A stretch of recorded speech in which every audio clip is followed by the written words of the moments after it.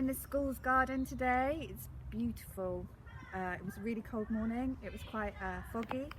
I'm just checking if you can let us know if you can't hear me, because today the school's garden is open. Normally we'd close it to do Facebook Live with you, but today we've got to leave it open because we are the public toilets. So there might be a bit of hand blowers, and there might be children running around, which, you know, is lovely actually in the school's garden, but it might affect how much you can hear me, so please do let us know if you can't hear me. So I've got Helen here with me today. She's the person holding the camera and the mic, and she's going to be asking me your questions, so please do share your questions, any gardening questions, and I will try my very best to answer them today. Great, and someone's kindly said that they can hear you loud and clear, Sandie, so we're good to go. So excellent. Let's get cracking. All right, brilliant. So we're mid-April and it's sunny with really cold nights. We've been having frosts quite a lot, and that really impacts on your seed sowing. But I think tonight is the last night of frosts, and we're going to start getting temperatures above 0 and up to 5 over the next week. So now is the time to start sowing seeds directly into the earth and planting your potatoes. So I'm just going to start here with our potato bed. I'll just show you this. This is a cauliflower that I planted towards the end of last year, and I'm really excited. I keep just checking in the middle to see if collie is coming, because it looks like that for ages, and then suddenly the tiny collie appears. A week or two, you just get a massive cauliflower. So that's been getting me excited just recently.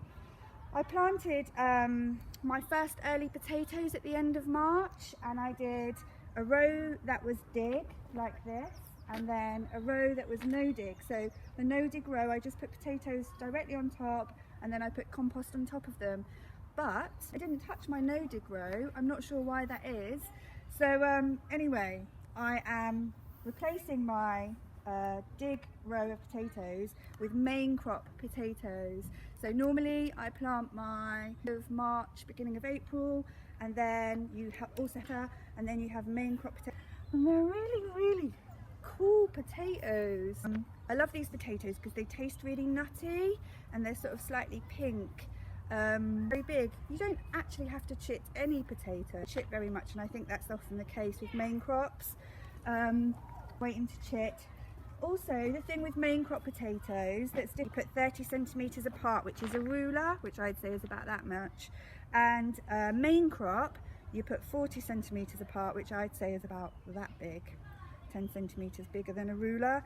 So you'll see that I've dug about half a spade's depth. I've placed them about 40 centimetres apart.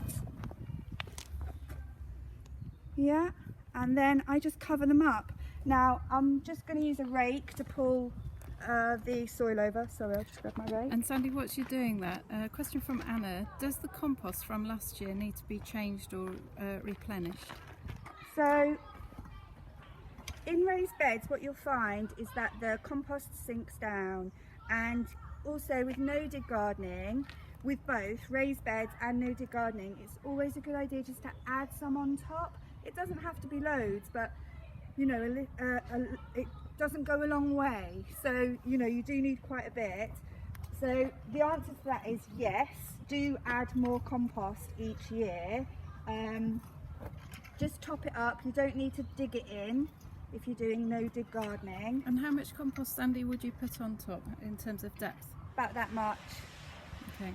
Inch and a half, 5 centimetres. So because I already know now, sorry about that, that's the hand dryers. So because I already, look, that's one of the potatoes that the badger didn't eat.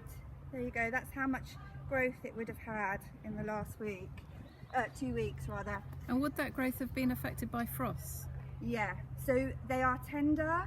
So as your potatoes start to sprout and you see the tops coming through at the top, you need to cover those up with compost, or what I did originally with my first earlies was I covered it all over with fleece.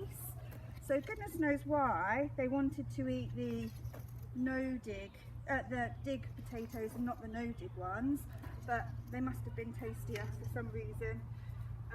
So will you be protecting these ones, Sandie, from the badgers? Yeah, I will. So what I'm going to do is I'm going to just initially place some chicken wire over the top until I can make a fence like I've made over there. But we've got another question here, Sandie, from Doris. yeah. She's got a small succulent, an echeveria. Yeah. She propagated it in water, using water. That's the way she propagated it. Yeah. It's got roots, but it's very pale. What should she do? Should she take it out of the water maybe and put it in the soil? Definitely. So succulents normally they prefer to not have lots of water, so it's probably just really full of water. So I'd get that planted as soon as possible in a really free draining soil, so soil that's got plenty of sand, maybe a bit of grit in there.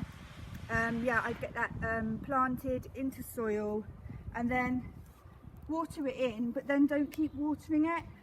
Give it a little bit of a rest away from the water, and I'm sure it'll be happy, and I'm sure it'll colour up for you. Before we move on from the potatoes, Nonnie has said, is there any chance of a closer look at the potatoes? She wants to know how much growth before you plant them. So this isn't a very good example because actually it hasn't chittered very much. But that colour, that kind of purpley colour, you don't want to have white kind of shoots like you'd have if you left potatoes in your cupboard. You want that nice purpley dark green colour, and you don't have to chit any potatoes. It's not a necessary thing to do, but people often do it with first earlies just to get them going a bit earlier. So you could just put it in without a shoot on it? Yeah. And yeah. is there a way up? Correct way? Yeah. So you can see on that end, I don't know if you can see that, where there's sort of a dry, where the potato came from its stem before, because potatoes grow from the plant stem, not from the roots. Little known fact. But you can see on the other end that there's sort of eyes where the shoots come, and they look kind of different. It goes in rather than out. So you just need to study your potato a little bit more closely. So that would be the top? And that's the top. Where the eyes are? And that the bottom is where it was attached, where it sticks out. Oh, where the old shoot was? Where the old shoot was, yeah. And actually you can see on this potato that we've got out, there's the shoot. Shoot, can you see? I think we may have just lost connection there, but we're back now. Yeah. Yeah, so that potato, you've got a shoot. It was under the soil, that's why it's pale like that. And then you can see the roots at the bottom. So you can actually, and then the potatoes will grow off here as this goes up. Cool. So the 1 or 2 potatoes that I dug out, I've decided to put in containers. So I just wanted to show you a couple of options for containers. Here's a potato sack. You can get those from the garden centre. So I've just covered the bottom, if you want to just have a look in there. I've covered the bottom with general purpose compost. And then I've done the same on this one too. So this is peat-free compost, cheap as chips. And I'm not going to fill it right up, I'm just covering it over. Do you want to have a see? So you've just put a few... So like about 5 to 10 centimetres worth of compost on top, just to cover it over. Because when they come up, you cover it over again, and you keep doing that. There you go. Okay, and then that's potatoes, and then what else, Sandie, have you been we're doing? moving on to broccoli. This is my brassica bed. I've already planted. So I would say 3 weeks ago I planted red cabbages, that's the line in the middle, and the line on that side is kohlrabi. They were the same size as this when I planted them, so even with this cold weather, it's made an amazing difference to the amount of growth. What I would say is, It's been really dry the past 3 or 4 weeks, and so I have watered them at least once a week heavily, sometimes twice. Water makes all the difference.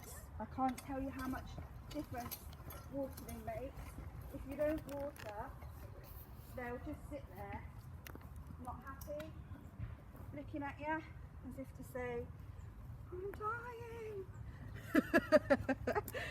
So I've put a line out,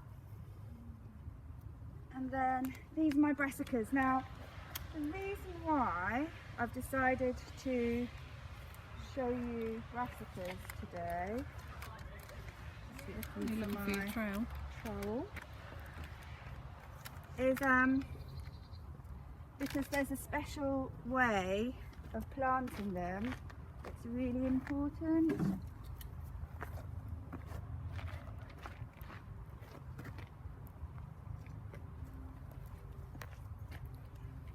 So the special way isn't with an inverted rake, Sandy. No, You're it's improvising not. because you've It's lost your not trail. my trail. You had it not long ago, didn't you? Yeah.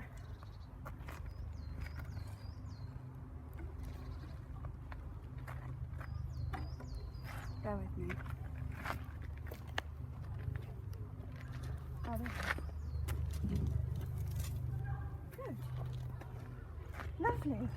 Okay, so you'll see, yeah, I haven't forked it over, I haven't dug it, it's quite heavy. One of my broccolis. And when did you sow these broccolis? 20th of the 3rd, so 20th of March. And now the broccoli wants to go really deep in. Okay, so you see those 2 seed leaves there? I'm almost burying those, and I'm doing it really hard, harder than I would others, so it's really deep. So all brassicas, cabbages, broccolis, cauliflowers, sprouts, they all want to be planted deeper than you would plant things normally, and they all want to have quite firm soil. Often the reason for that is they're like big on top and little at the bottom, so you put them deep so that they don't rock, because when they rock, like your cauliflower will sort of split open, or your broccoli will split open rather than having that nice tight head, and your sprouts, they'll just open like their lettuces. So I'll just show you again. You make a hole, it's quite hard. Get a broccoli, you pop it deep down, you put the soil around it, and then you press it quite hard because you want it to be solid in there. Okay, so that is the best bit of advice I can give you for brassicas, as well as protecting them. I use these nets. This is micro mesh. Now we haven't got cabbage whites around at the minute, but as soon as they start, they'll be on them like a rash. So you need to protect them from cabbage whites. The other thing that you need to protect brassicas from is flea beetle, and they will be coming soon, and they'll make tiny holes all across your leaves, and yeah, so they do the same on rocket. Is that what the whole? So they're all brassica family plants. So people who are sowing rockets should be protecting their rockets from seedlings. the minute you put it in there. Okay. But question from David: is it too late to start from seeds for veg? No. So although I've started lots of things inside, now's the time to start thinking about outside. So if you've got a bed that you've got nicely prepared, I would cover it over with fleece or with plastic, and just when the sun goes on it in the day, it will really warm it up. It'll only take a week, and then when you put your hand on it, it will feel warm.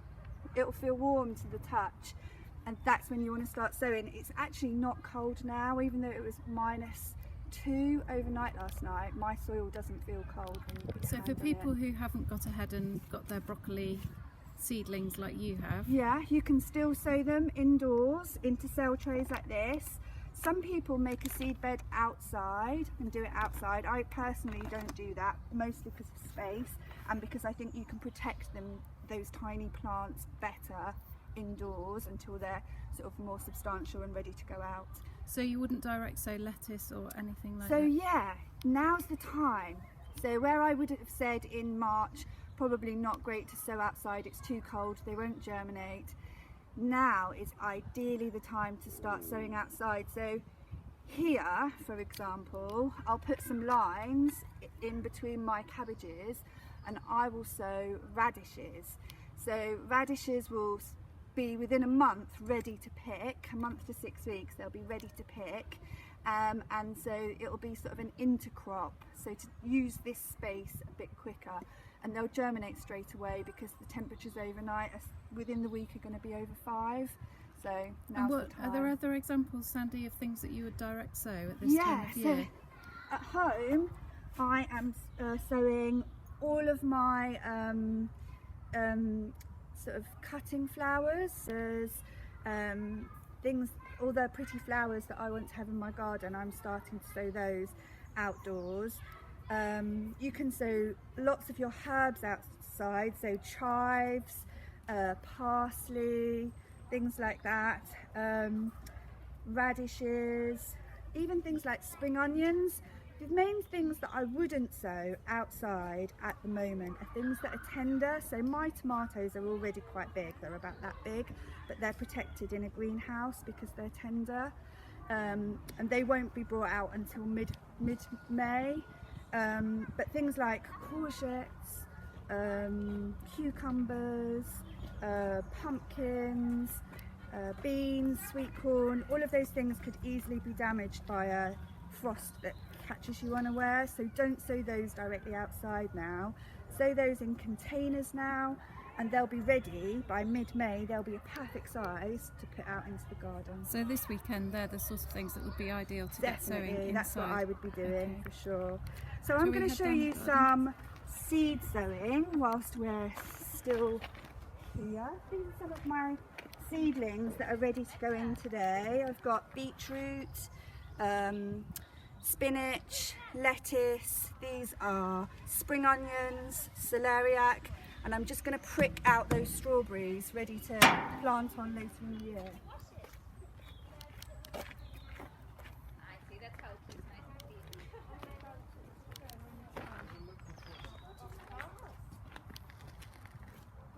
Okay.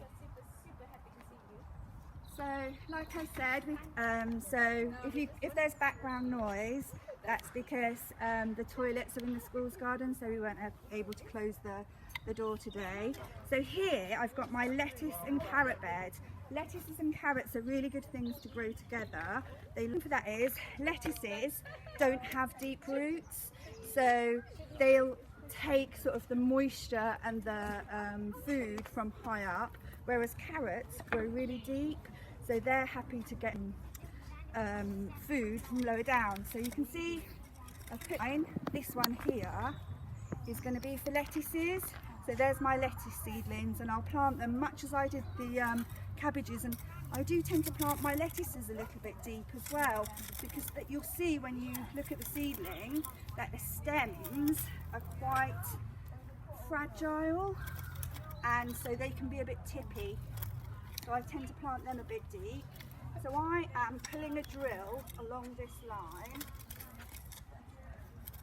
to throw my carrots in. Sandie, while you're doing that, we've got a question from Claire. Yeah. She sowed several kinds of veg outside 3 weeks ago. So she sowed radish, carrots and lettuce. Yeah. They haven't appeared yet. No, it's really been cold. So normally, I would say you would have been fine to sow those things outdoors, but it's really been cold, so you'll find that a lot of things haven't come up.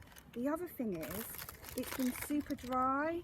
So because it's super dry, with seedlings, they need a consistently moist environment to germinate well. So if you've what happens is, you water them, they start to germinate, you leave them to dry out, the new tiny delicate seed goes and dries up, and then that's it. There's no recovering from that. So if you don't find that they come up in the next week, because it is going to be warmer, then sow them again. So you can see here I've put my carrot seed, a couple of pinches, in with a load of sand. So the reason why I've done that is because you can't always see the carrot seed, and also you don't want carrots sown too thickly because then you have to thin them out. So I've drawn a line along here and I'm going to water into the line. Now I'm watering first because if you water afterwards, often what happens is the seeds get dislodged and moved around, and then of course they don't grow in a lovely straight line like you want them to. So the other thing is, when you sprinkle your seeds down here, they stick to the soil so they don't move, and you're going to move the soil on top, which is going to keep them in place. And also see my carrots along my drill. I love this time of year. It gets really super busy and you never stop weeding and watering and sowing and pricking out, but all the seeds are coming to life and everything's sort of doing the things that it should be, so it's quite exciting. And you sort of get a bit, you do, yeah, for me this is like the top time of year. Get to the end, I've had a few more. You just pull the soil back over the drill. You're really trying to avoid moving those seeds. Now, when you're sowing along a drill, watering underneath is such a good idea. So whether it's radish or peas, lettuce, sometimes you sort of sow cut and come again lettuce along a drill. I usually use a wider sort of flat bottom drill if I'm doing things like that. Before I get to the end. Okay. Don't forget to put your label in, otherwise you forget what you've put in there. So that's a really good example of how to sow carrots. Those carrots that I sowed, they're first early carrots. You get a main crop carrot as well.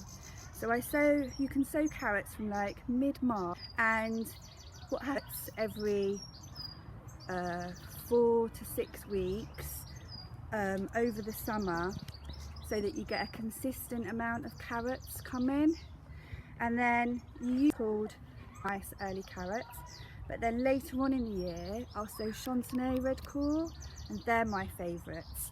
So they'll be happy to sit in the soil over winter. So those July ones, you sow them and they're ready kind of October, November, but then you can just leave them in the soil and pick them as you need them. So the last thing I'm just going to show you is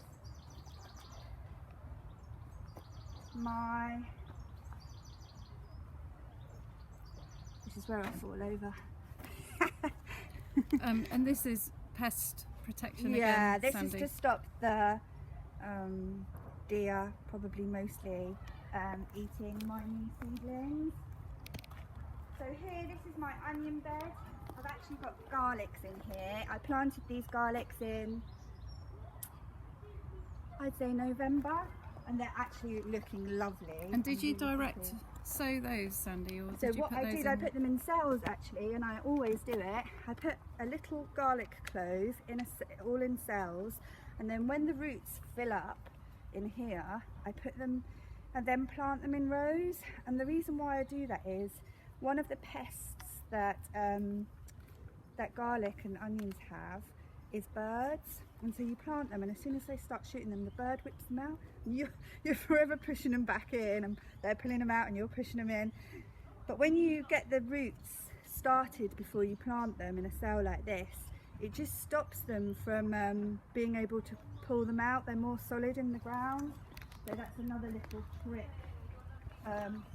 So these are my spring onions. I started them off early in cell trays. I just do a little sprinkle of about 8 to 10 in each one, and then I'm just going to put them in the middle here. Now,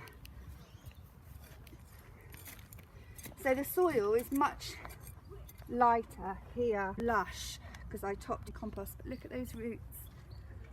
Aren't they lovely? I love to see that. So you station sow them, you put in a few all in one? In one cell. I put kind of 8 to 10 seeds in one cell, so that I've got a little clump of spring onions. And then what happens is some of them come before the others. So I might end up pulling out 3 from each clump that are big and fat, and then leaving the rest to get fat. So it's kind of, instead of successionally sowing, like I said, the carrots, this is another way of doing that. A question from Richard, so this is probably our last question. Yeah. Before we wind up. What's the best compost to use for growing vegetables? So if you were doing, for example, no dig, what compost would you put on the bed? So I think the short answer is your own, because you know what went into that compost. Now I absolutely love making compost, and I think it's a real art.